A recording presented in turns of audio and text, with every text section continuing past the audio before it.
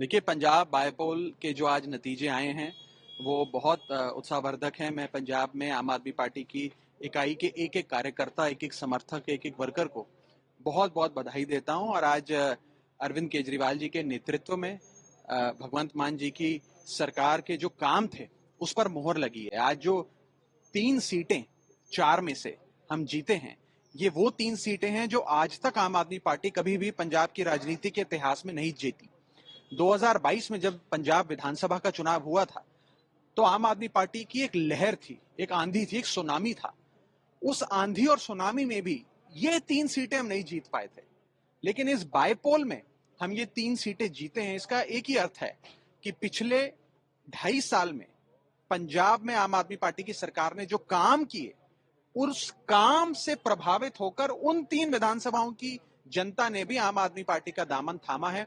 मैं इन तीनों विधानसभाओं की जो मतदाता हैं, वोटर हैं, उनको बहुत बहुत बधाई देता हूं। इसी के साथ साथ नाला में एक बहुत ही कम वोटों से आम आदमी पार्टी पिछड़ी है। उसके कई कारण हैं। उसके कुछ निर्दलीय कैंडिडेट्स ऐसे लड़े जिन्होंने आम आदमी पार्टी के वोटों को ही काटने का काम किया। तो कहीं ना कहीं बरनाला में भी अगर आप गणित के हिसाब से देखें तो कांटे की टक्कर रही। उसमें हार जीत रहती है तो बहुत ही कम, कुछ ही वोटों से आम आदमी पार्टी पिछड़ी है। लेकिन बरनाला में हम फिर मजबूती से बरनाला के लोगों के लिए और ज्यादा काम करेंगे ताकि अगली बार जब बरनाला विधानसभा का चुनाव हो तो आम आदमी पार्टी जीते। महाराष्ट्र के परिणाम को आप कैसे देखते हैं? ये इंडिया ब्लॉक वहाँ पे करारी हार मिली है। देखिए, इंडिया गठबंधन के लिए ले दे के आज के जो नतीजे हैं वो कहीं खुशी कहीं गम वाले रहे हैं। महाराष्ट्र में इसमें कोई दो राय नहीं है कि इंडिया गठबंधन के हाथ हार लगी है और एक नाथ शिंदे सरकार और उनकी जो गठबंधन रहा उनको एक महत्वपूर्ण जीत मिली है। मैं उनको बधाई देता हूं।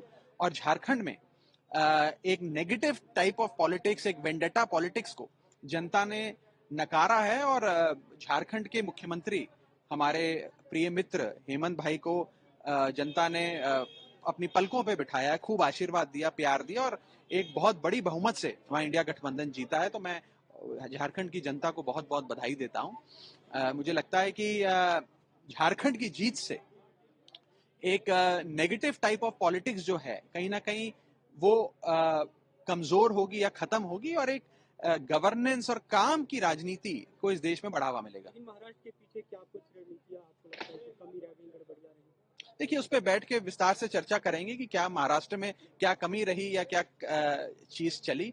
इस पर तो चुनाव के बाद seat by seat, booth by booth form 20 का डेटा आता है, उसका सब नेतागण आकलन करते हैं, उसके बाद चर्चा करेंगे। लेकिन कुल मिलाकर जैसा कि मैंने कहा, इंडिया गठबंधन के लिए कहीं खुशी कहीं गम।